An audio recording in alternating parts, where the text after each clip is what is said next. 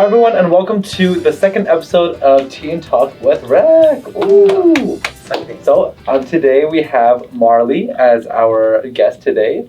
Marley, why don't you tell us about yourself for a bit, and then we'll talk about who we are.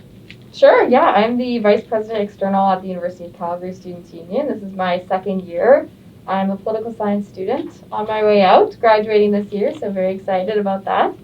But yeah, I'm really happy to be here, so thank you for having me. Okay, well, thank you for coming. Yeah. We'll introduce ourselves. My name is Joseph Nguyen, and I'm your Vice President of Student Affairs. And what does that mean? It just means that I represent students on non-academic issues regarding student issues. Yeah. And who are you? I'm Spirit Strengthwolf, and I'm the SAMRU President. SAMRU, President of what? The Representation Executive Council. Repro, what? What does that mean? It means that we represent students, the council itself, with me and the other vice presidents. We represent students to, like Joseph said, to academic issues and to non-academic issues within the institution, wellness, recreation, residence, in the classroom, course outlines, programs, and things like that.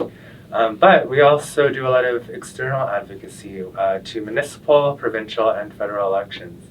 Elections and politicians and things like that. Elections are in my brain right now because that's actually the topic of our talk today.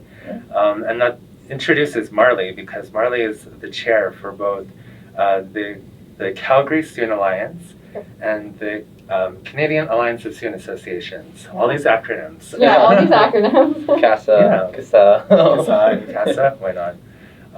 So, you've been a VP External for UCSU for 2 consecutive terms.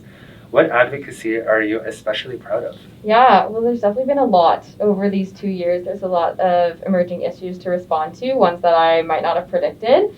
So the one that sticks out the most in my mind, and Spirit River, you of course know, is the Vote Anywhere polling stations. Yeah, and the opportunity for students to vote on campus in this municipal election that we just saw yesterday, and through the advanced voting period starting October 4th. So we know that over the summer elections, Calgary made the decision to not have these polling stations on campus, which of course was a really big concern for us. It, took away the opportunity for students to vote who might not have otherwise voted. So that was a big piece of advocacy over the summer that we worked really hard on with the Calgary Student Alliance to make sure that Elections Calgary reversed this decision and that students did have an opportunity to vote on campus. So we are really excited that happened, and excited to see the numbers coming out in the next couple of days of the students who were able to take advantage of those opportunities. So that would be probably my number one. Yeah, no, that's awesome. So you ran to be the CASA chair, or sorry, not CASA, Canadian Alliance of Students Association chair. How come? Like, what drove you to it? So yeah, when I made the decision to run for CASA chair, the federal election hadn't happened yet, of course. So I was looking at this year with a lot of opportunity. There was a lot of predictions that it was coming up. We just didn't know when. And of course, an election year is always such a time of opportunity. You've got the election to help get out the vote, give students the opportunity to share their voice that way, and then you've got this new government coming in, looking to get projects done right away, figure out their priorities, and there's a lot of time to influence what those look like. Yeah. So my time as a CASA delegate last year really helped me to see how the organization worked, what I wanted to keep, what I wanted to change. So I chose to run for CASA chair to sort of continue on the ideas that I had and the past chair had, and to make the most of this year, really. Yeah, awesome. And what about for the Calgary Student Alliance? Yeah, the Calgary Student Alliance, I was chair last year as well. So I love the CSA. I hold it really close to my heart because I think there's a lot of opportunities to be collaborating with, student leaders in the city. So I did a lot of projects last year to give the Calgary Student Alliance the foundation that it needed and was missing in terms of reference, even just, defining roles between the chair and the vice chair. And the start of what would be a Get Out the Vote campaign for this year. So I wanted to see a lot of those projects through. I knew there was a lot of opportunity, again, with an election year to take advantage of. And I've loved the opportunity to work with Spirit River and the other student leaders from post-secondaries across the city. So Yeah. it's been a great experience. I love the CSA, so want to make the most of it for this second year now. And I think a lot of people, one thing I think we might not have mentioned as well is that both the Canadian Alliance of Student Associations and the Calgary Student Alliance, SAMRU is a member of those. So students at MRU, we're your representatives, but we work with other student leaders like Marley to represent you at the municipal level in this case and the federal level. Okay. Good catch. So our last question is more of a personal question. So we know that you're very musically talented and that you performed in 3 Calgary operas, productions as a child. Could you tell us where those performances were and what do you play?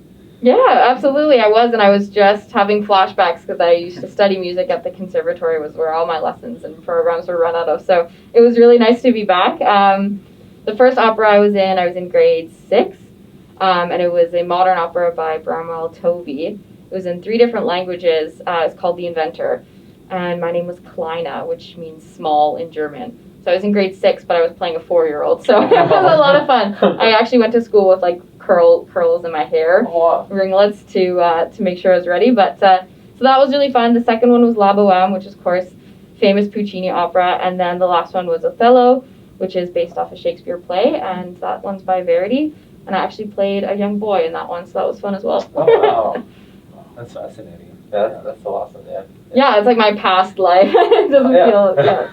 Do you still do any of those to this day, or is it? I teach piano and voice, so that's sort of how I keep in touch with my music roots. But yeah. That's awesome. Yeah. Yeah, well, we're gonna, that was kind of a big icebreaker in itself, but we like to have a little bit of fun on these shows. Fun for us, well, less fun for you, because you have no idea what the questions are that we're gonna pose to you next. Okay, Joseph, I can start off. So we'll be playing a game called Would You Rather, and it's so simple. It's literally just asking questions of Would You Rather questions.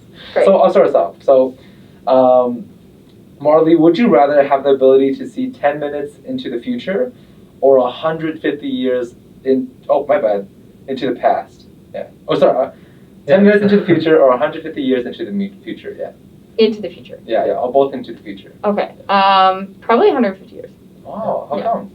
I feel like I'd see more. Like, I kind of know what's going to happen in the next. Oh, okay. Well, might go get a coffee after this. Exactly. Would you rather be chronically underdressed or overdressed? Overdressed. And I feel like I already am. So that is, I would go to my exams, like class exams, dressed up, just to feel dressed up and presentable. So I would not be able to be underdressed ever. Nice. Would you rather buy 10 things you don't need every time you go shopping, or would you always forget the one thing you need when you go to the store? I feel like one of them I already do. Actually, both of them I already do. So probably, no, it'd be the first one, buy the 10 things, and okay. not know what I was actually doing. How come? I'm already a forgetful person, so I I don't want to make that worse. Okay, would you rather wear the same socks for a month or the same underwear for a week? Probably socks. I don't usually wear socks anyways, depending on my shoe choice, so it works out. Okay, that makes sense, yeah. Would you rather have a pause or a rewind button in your life? I'm going to say pause. Okay. Because there's a lot of moments that I would like to spend more time in and enjoy. So. But then if you rewind it, you can just live it again. I guess that's true. But yeah. Yeah. Okay. I feel like with my anxiety levels, I'd like to pause things. That's true too. That's a good one. Yeah. Okay. Would you rather work a high-paying job that you hate or your dream job with only just enough money for rent, food, and utilities? Probably my dream job. Yeah, I just, it's tied to happiness and what you're living for, so, yeah. Okay. This one's a bit funny. Would you rather find a $100 bill floating in a public toilet or a $20 bill in your own pocket? Probably a $100 bill. Okay. My money's really good. You can just wash it. Yeah, it's a good material. That would be fine.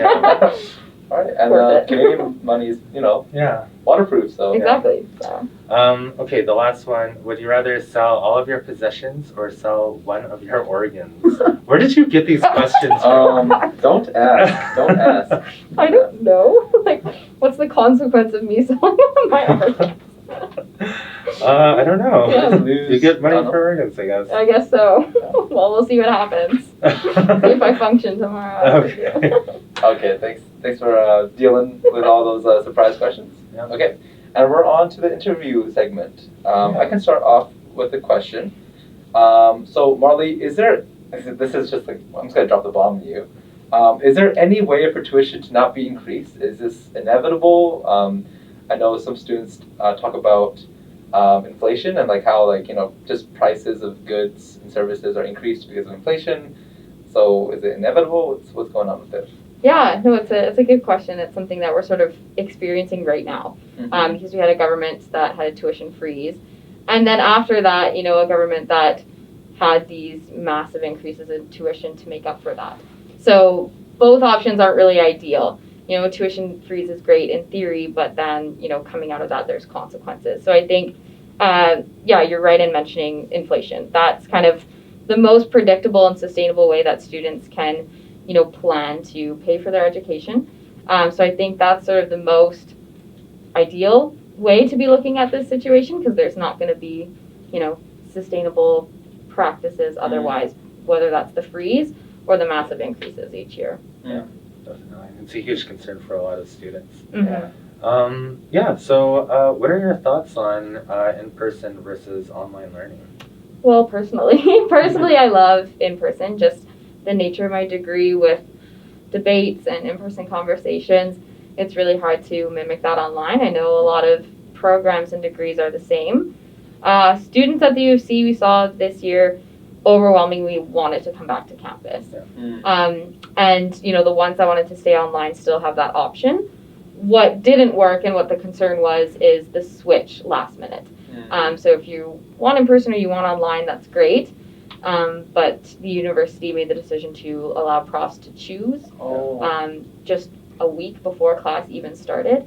Yeah. So that was what really was the concern, was not the in-person versus online, but it was how long are you giving these students to prepare to come to Canada, or even make the decision to come to Calgary or whatever it might be, to do in-person or online learning. Yeah, so, my goodness. Exactly, yeah. So that was kind of a crazy time, and it wasn't, it was really unfortunate that a lot of those burdens and that cost and the anxiety that went along with that fell solely on students. Yeah, I think that's been a huge concern for a lot of students at MRU too, just the predictability of it, but at the same time, even with CASA, when they did their little research thing that they did where they were surveying, and they found even at the federal level that students really preferred in-person learning, or at least that the education experience lacked when it was online.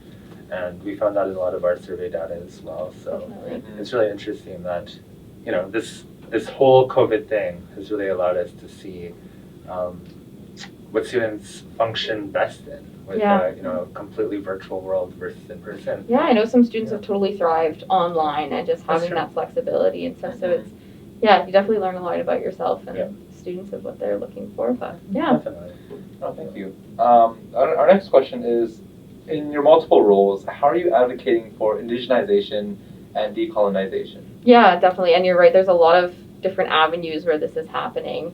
And probably most of the forefront for me is with CASA, with the Canadian Alliance of Student Associations, because Indigenous learners has been a real central priority for CASA for a long time. And we know with this election year that it is also a key priority for the federal government.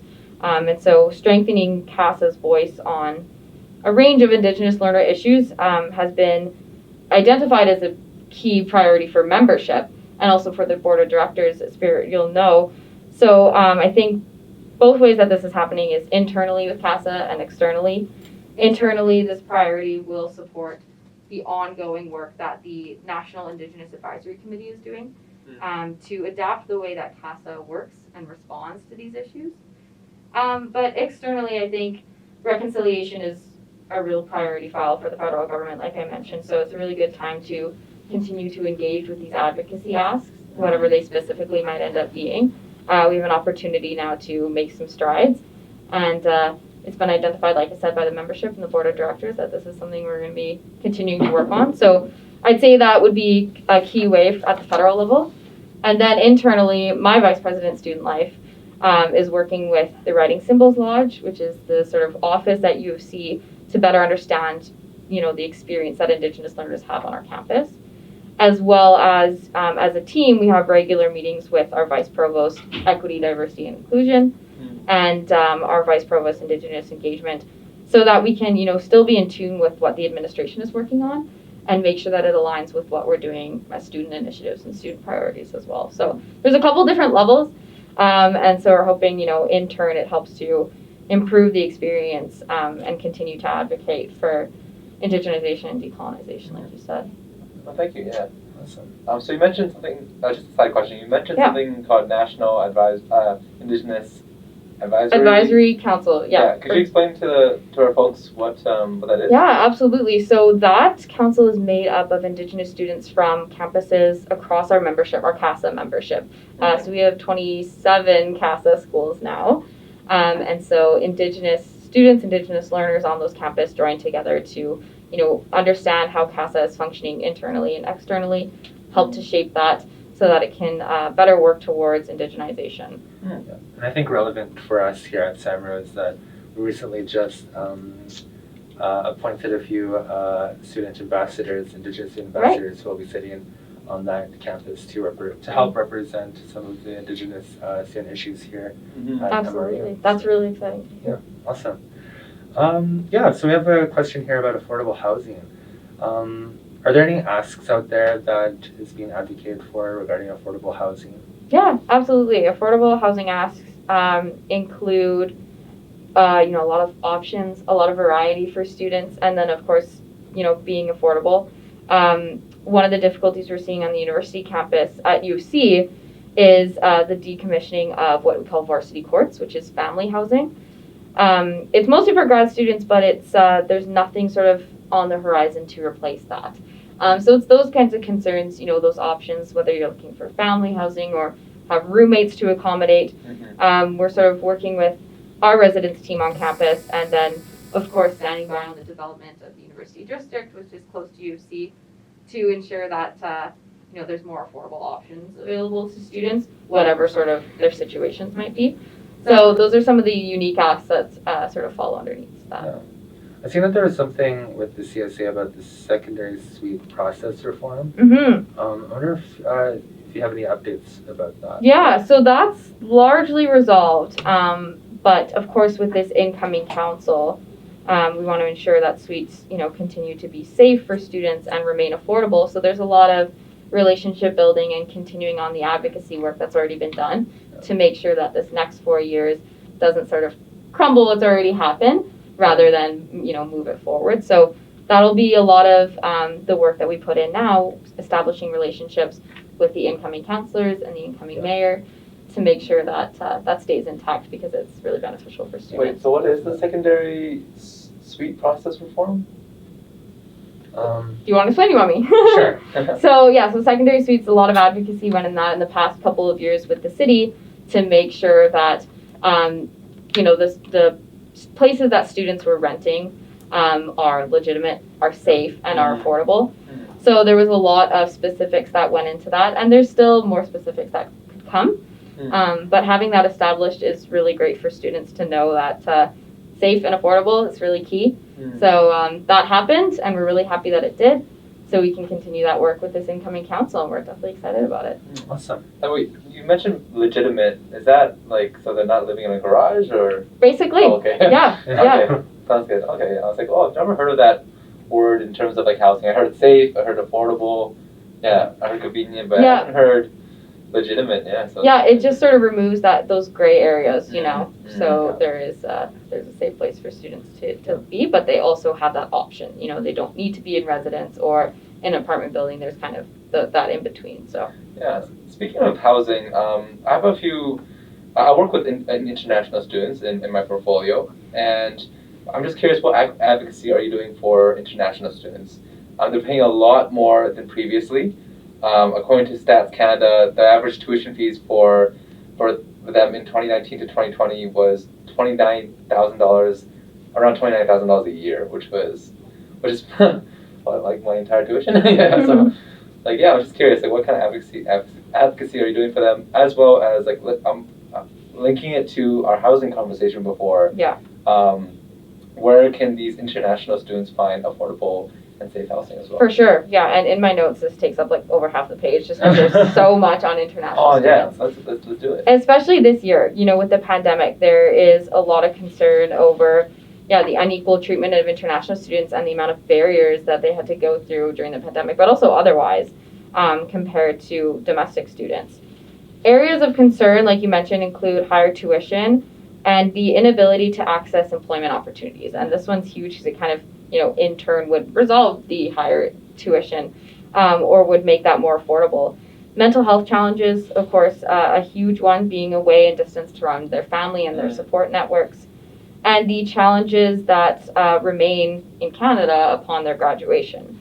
So a common theme is that international students face many of those same challenges that domestic students do, but just heightened. Yeah. So similar to the Indigenization and decolonization process, there's a lot of different areas that we can target, whether that's internally in our own institutions or with the federal government. So CASA is largely this, the central place where we're looking to support our international students through specific asks. Some of those specific asks include, recommending that the federal government modify the conditions for student permits to allow for international students to participate in co-op and internship programs, which is a lot of times they're left out of. Yeah. And we know that those are degree enhancing programs that set you up for employment post-graduation. So right now, those students need to apply and get a separate work permit. And then, of course, all the barriers that go along with that. Yeah, for sure. Some of the other recommendations, CASA looking to the federal government and advocating for them to prioritize temporary residence visas and work permits for the spouses and partners of international students. Right. Especially post-graduation, this is a lot of the difficulty of whether or not to sort of stay in Canada and be able to stay in Canada. So those are some of the specific policy asks and advocacy asks that CASA is working with. And then the other area worth mentioning is internally. Of course, we are striving to represent and advocate on behalf of our international students as best as we can. Oftentimes, the institution sees international students as, the area, because their tuition is unregulated, as an area to increase and get that revenue. So consistently increasing their tuition fees higher and faster than domestic tuition. So not to mention residence and living costs as well. So we're working, internally with those committees and with the Board of Governors to be able to advocate for those students and work where we can to make sure they're represented and create those specific asks to see things get done.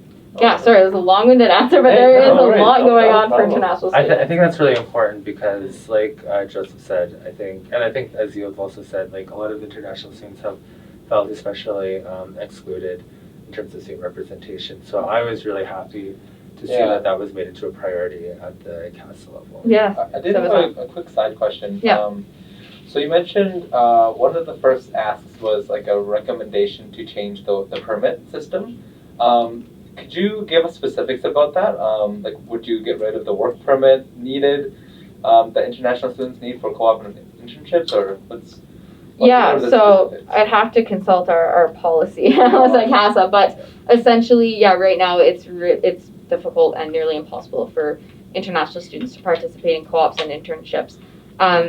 And it's tricky because at the institution level, a lot of these programs are built into your degree. So I know engineering is a really popular one where those students have the opportunity to, learn in a workplace. But because that opportunity doesn't exist for international students, their post-graduation sort of resume or what they've learned and taken in doesn't compare just because of those barriers. So basically, essentially, from my understanding, it's more of a temporary student work visa, whatever it might be, to allow these students to participate in co-op and internship.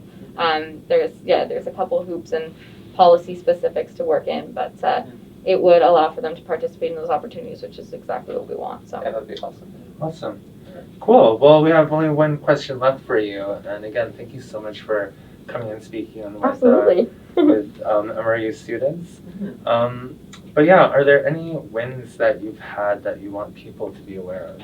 Yeah, I think there's a lot, and it was hard to choose. And even the first question, which one was, my favorite or stood out to me the most, it was definitely tricky. And if there's anything I learned, in the past 2 years, is that advocacy is a really interesting thing, because almost 100% of it happens behind the scenes in one-on-one meetings and committees, and unless there's a big win, it's not really heard about. But for me, advocacy isn't always about that winning. Of course, we want the best for students and to get that goal that we're looking for, but sometimes it's not even achievable or realistic. So instead, it's about making the most of what we have or what the issue is at hand. Yeah. So the advocacy wins that, I want to share are not like full-blown, we won this per se, but there are areas where our advocacy has been effective and beneficial.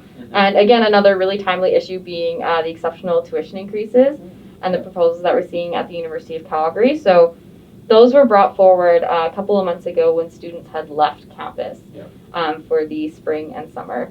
So that was really problematic because a lot of what the exceptional tuition increases rely on is consultation. The university did do a survey, but in that survey they didn't tell students what they were being asked about. So the answers were definitely wouldn't represent what students might have otherwise said if they knew it was tied to a drastic tuition increase kind of thing. So we spent a lot of the summer with my president and I and our team to advocate to the institution, but also to the Minister of Advanced Education, that these proposals don't reflect what students have to say, because the consultation wasn't adequate in any way. And as a result, the proposals were turned away back to the institution and citing sort of insufficient consultation. So that was a huge win for us at the Students' Union at the University of Calgary, because that student voice was missing, and unless those proposals were sent back, it would have been not reflected entirely. So we are going through the consultation process again now this semester, which has been much better because students are engaged. It's the fall semester, lots are back on campus. So the consultation and the student voice that's reflected is a lot more accurate and a lot more encompassing than what we saw in the spring semester, because students are often checked out once the winter semester is over. So that was a huge win for us this year. I also think it was really important in terms of precedent setting for the other university institutions, right? Yeah, absolutely. Definitely. And for exceptional tuition increases proposals going forward, even at the same institution. So we definitely didn't put up with that and wanted to make it clear that it wasn't acceptable, and we'll be working with our institution internally going forward as to what that fulsome consultation actually looks like. But so that was a win, and like I said, it's kind of this sort of smaller win within a bigger picture, but small wins it's what this job's about, It's just a bunch of small wins that add up into this giant win, right? Absolutely. Awesome. Well, that's all we really had for you today. Thank you so much, Marley, for joining us today. It was my pleasure. And I hope you come and visit us again. Definitely. I'm happy to be here. Awesome. Thanks so much. Okay, folks. Thank you for attending our tea and talk. We don't have any tea right now, but hopefully in the future we may be able to get some tea with, Except for the tea that you heard from Marley. Yeah. Okay. But in the next week or so, we'll have the new segment highlighting some of the big highlights that we've advocated for you. So look out for that. Okay. Bye, folks. Thank you. Yeah.